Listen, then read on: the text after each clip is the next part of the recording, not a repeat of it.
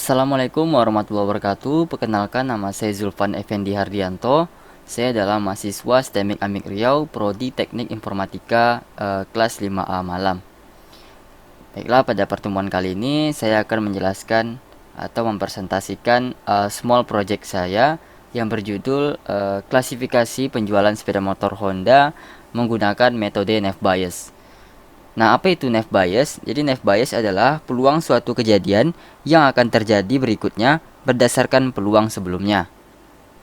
Nah, jadi tahapan pengerjaannya, yang pertama itu ada pemahaman, eksplorasi, dan visualisasi data. Kedua, ada pembersihan data yang akan diuji. Yang ketiga, persiapan data testing. Yang keempat, pembangunan model dan testing model. Oke, baiklah, saya akan jelaskan dari awal terlebih dahulu supaya nanti ini beraturan ya. Jadi yang pertama itu kita import dulu library yang diperlukan. Sini kita import pandas, numpy, dan time.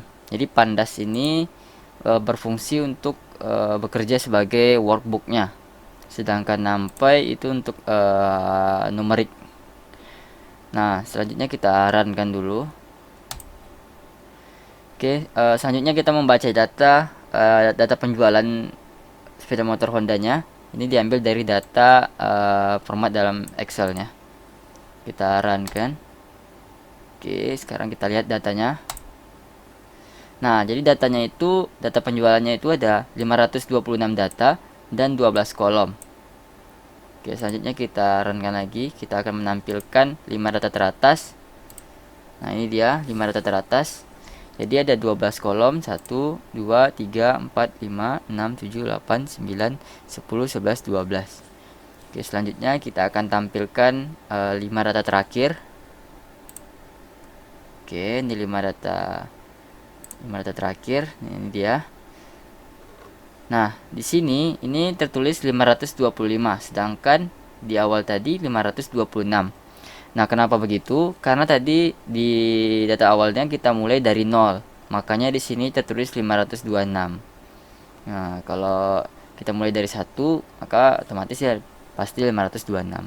Jadi total datanya memang pasti 526 data. Oke, sekarang kita akan tambahkan library untuk visualisasi datanya. Kita runkan dulu. Oke, oh ya, sebelumnya, jadi ini data-data konsumen yang melakukan pembelian sepeda motor Honda berdasarkan seluruh dealer yang ada di Riau. Jadi ini benar-benar data-data real yang saya dapatkan dari perusahaan tempat saya bekerja. Jadi tidak ada apa namanya data-data palsu, tapi ini benar-benar data asli pembelian sepeda motor Honda di seluruh dealer di Riau pada tahun 2017. Jadi nanti kita akan prediksi ya, dari data yang akan kita uji itu seperti desa, kecamatan, wilayah, usia, jenis kelamin. Nah, maka akan kita prediksi apakah dia membeli secara cash atau kredit. Nah, seperti itu teman-teman. Oke, selanjutnya kita next lagi menambahkan library untuk visualisasi datanya. Kita runkan. Oke, ini kita akan lihat distribusi data penjualan berdasarkan desanya ya. Nah, di sini kita lihat. Jadi desa tertinggi itu ada di Langgini ya. Ini dia value-nya 19 dan data terendahnya itu di Lubuk Agung 1 value-nya.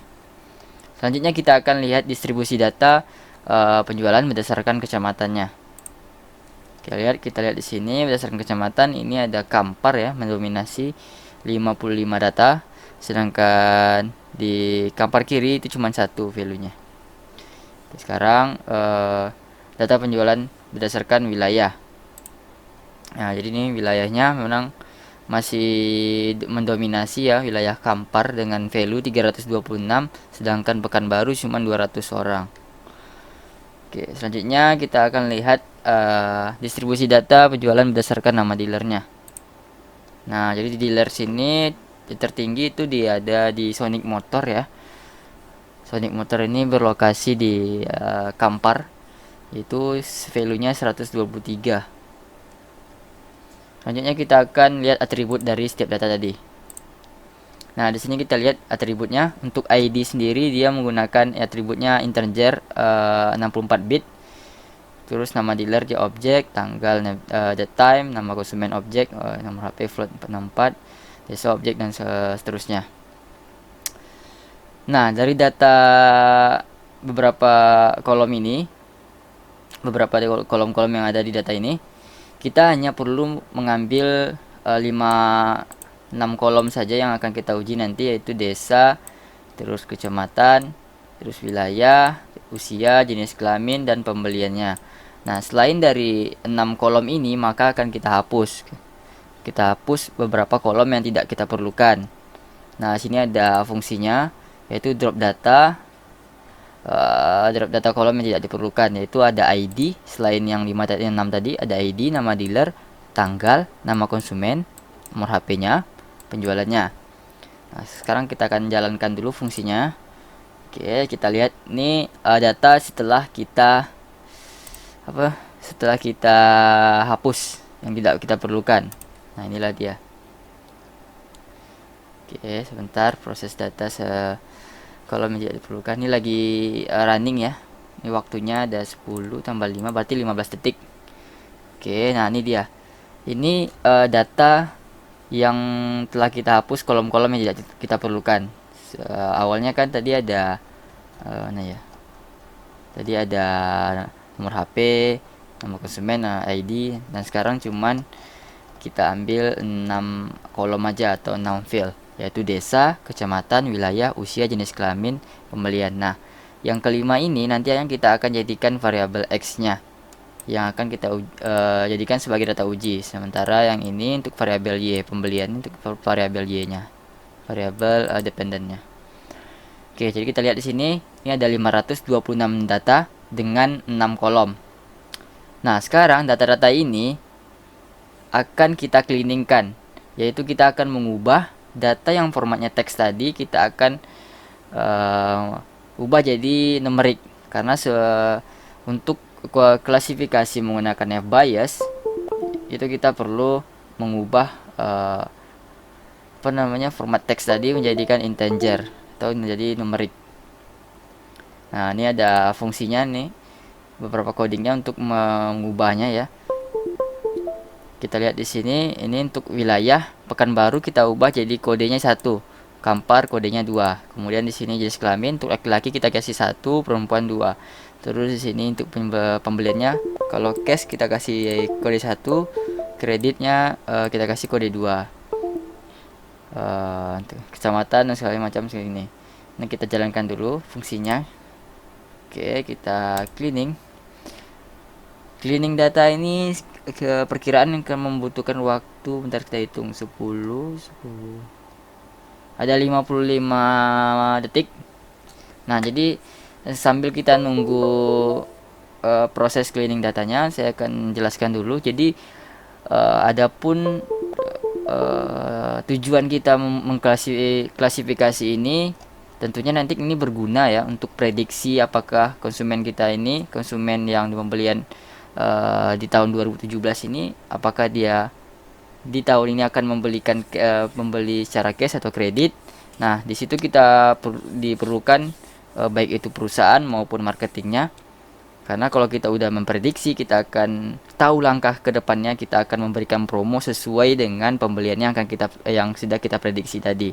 Misalkan ya si A diprediksi akan membeli secara kredit, maka tugas dari marketing ataupun perusahaan dia akan memberikan promo-promo menarik khusus untuk pembelian secara kredit gitu.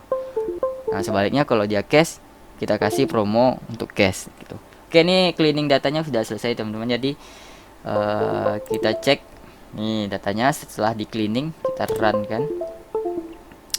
Nah, di sini kita lihat yang desa tadi datanya itu udah berubah jadi numerik ya.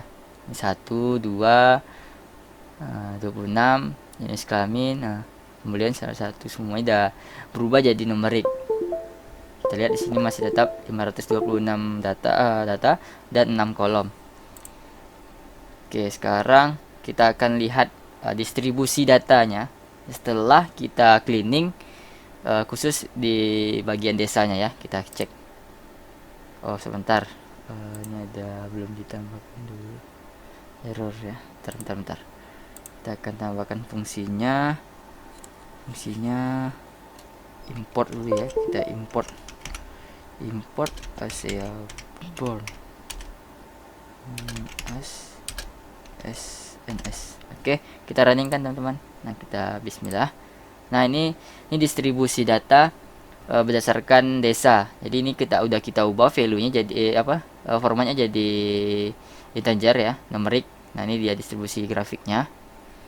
Ini berdasarkan ke apa tadi? Desa. Selanjutnya berdasarkan kecamatan, distribusi penjualannya. Ini grafiknya. Oke. Terus berdasarkan wilayah. Oke.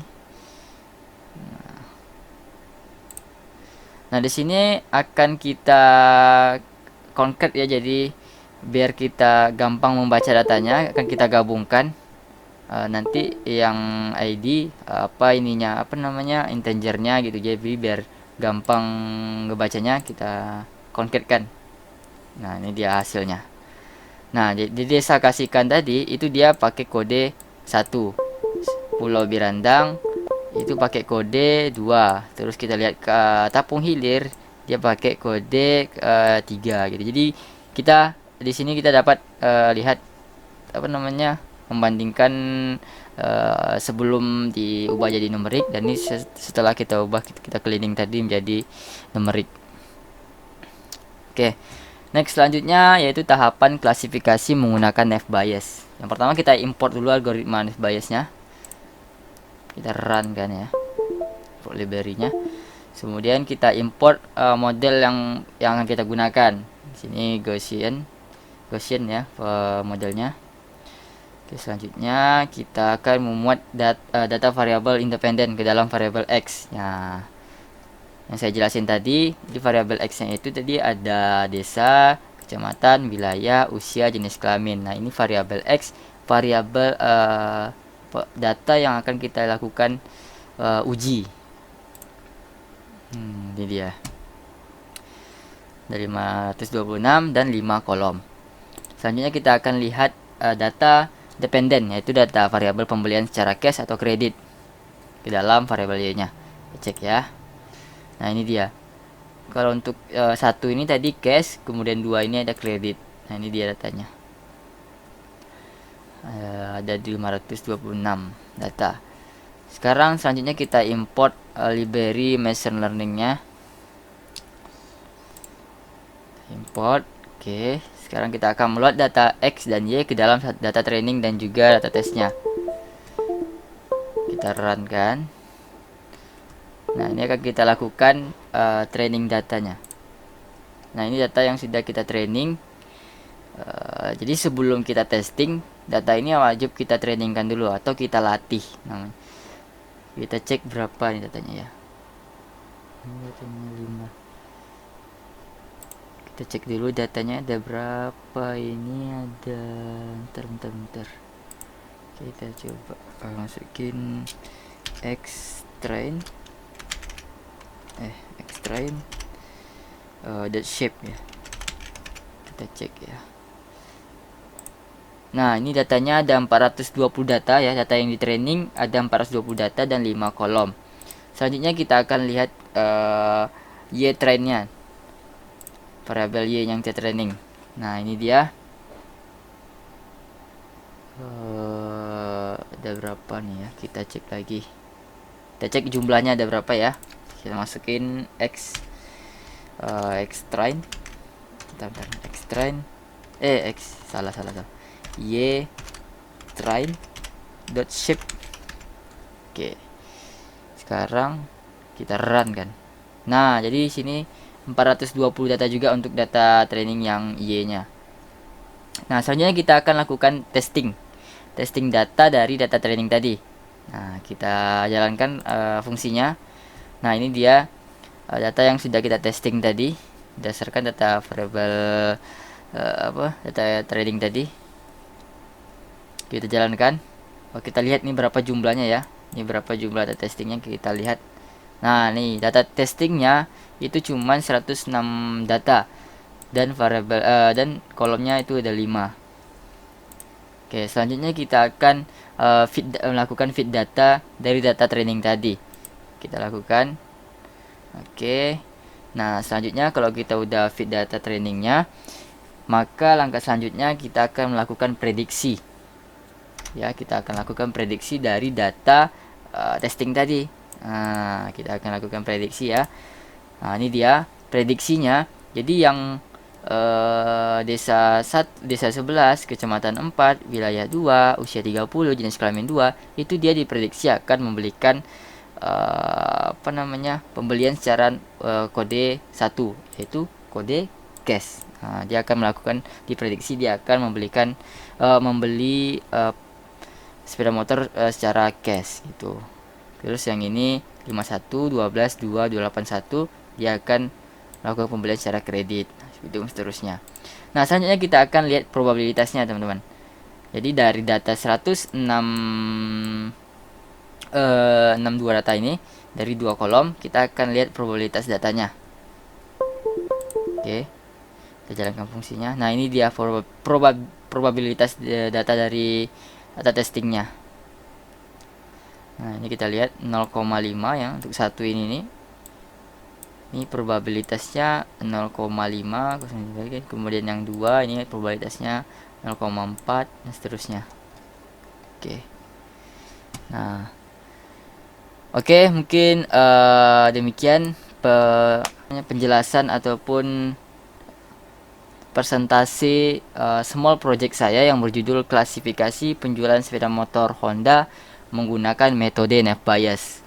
Nah, saya harap video ini dapat berguna untuk teman-teman semua. Dan nanti kalau misalkan kalian ingin coba juga mengklasifikasi, nanti kalian boleh tiru aja nih coding-codingannya. Jadi saya harap video ini bisa menambah wawasan teman-teman dan berguna baik itu di perusahaan kalian ataupun dimanapun tempat kalian bekerja. Oke, terima kasih. Mohon maaf jika ada kesalahan. Lebih dan kurang saya ucapkan terima kasih banyak. Assalamualaikum warahmatullahi wabarakatuh.